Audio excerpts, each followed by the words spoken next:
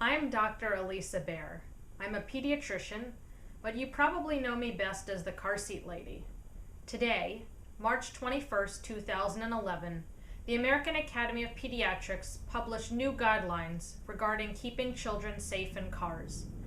In this short video, I will highlight the key points to these new recommendations so you have the most up-to-date information to keep your child as safe as possible.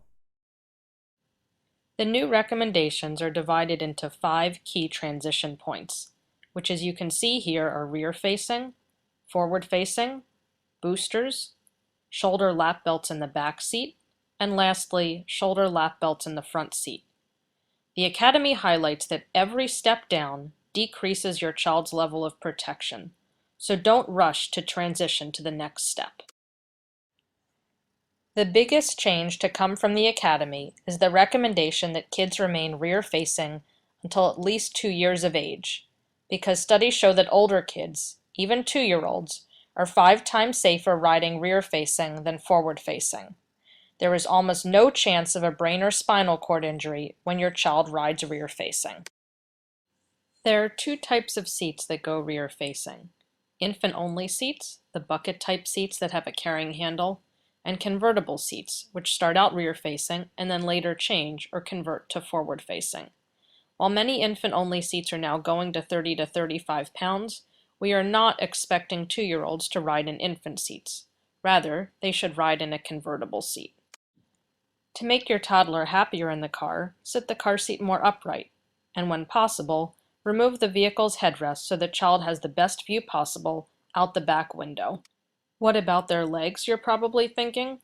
Older rear-facing kids will typically sit frog-legged or cross-legged, which is both comfortable and safe. Don't believe me that it's comfortable? Have you ever seen a forward-facing child sleep like this in the car? Ever heard them complain of a stiff neck when they woke up?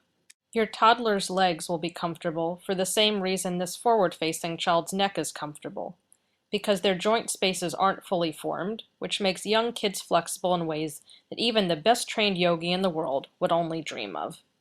So keep your toddler rear-facing in their convertible seat until at least age 2, but ideally longer, until they are either too tall, which means their head is 1 inch from the top of the seat, or too heavy, which is typically 35 to 40 pounds for most convertible seats. Once they do go forward-facing, keep them in a 5-point harness car seat as long as possible. Use the 5-point harness until they are too tall. Either their shoulders are level with the top shoulder strap slots, or their ears are level with the top of the seat, or they are too heavy, which is typically between 40 to 65 pounds, with a few seats going as high as 85 pounds with the 5-point harness. The brain is the most important part of the body. To keep it safe, remember to always use the tether strap on your forward-facing car seat.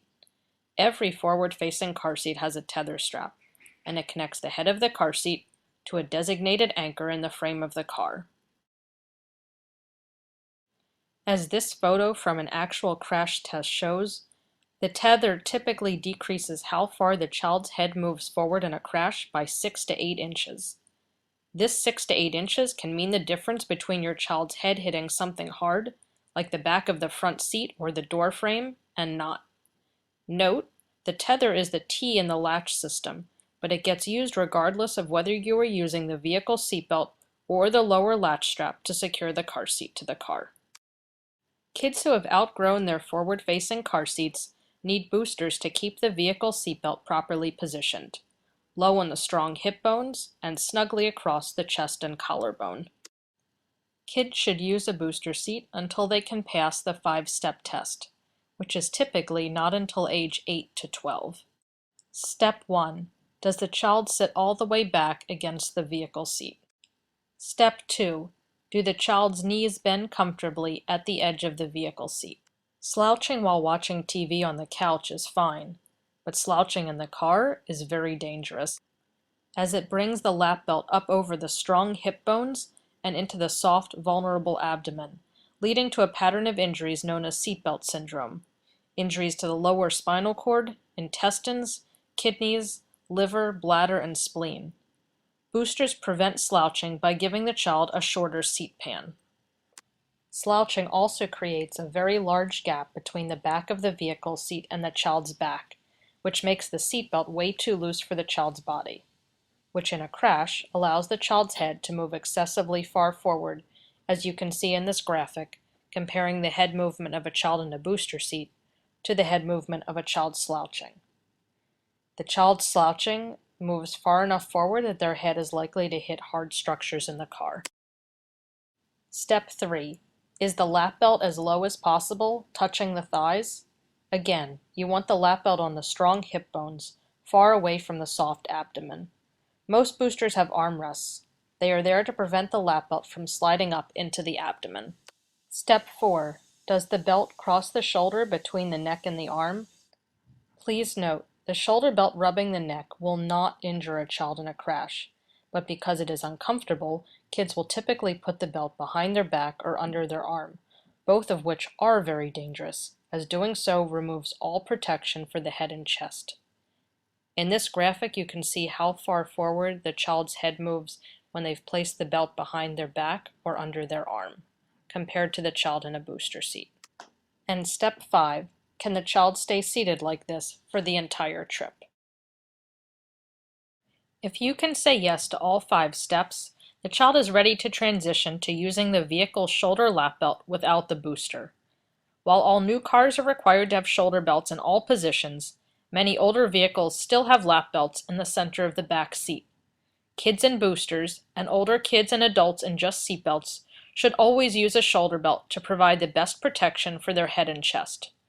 If you have no choice, a lap belt is still much better than no seatbelt, so always use it. But the best protection comes from a shoulder and lap belt. The last step and newest recommendation from the Academy is that kids under 13 ride in the back seat. Most crashes with kids happen within 10 minutes of home and on roads with speed limits of 45 miles per hour or less. So letting your 9-year-old ride in the front seat on the way home from school because you aren't going far and you aren't going fast is no excuse.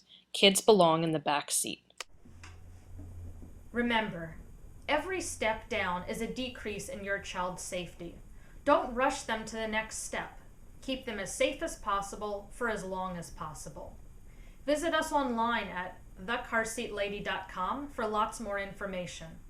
And please, visit seatcheck.org to find a trained technician in your area to get the installation of your child's car seat checked. With a greater than 95% misuse rate of car seats, even amongst the most well-educated parents, the most important thing you can do for your child is not just use a car seat, but use it properly.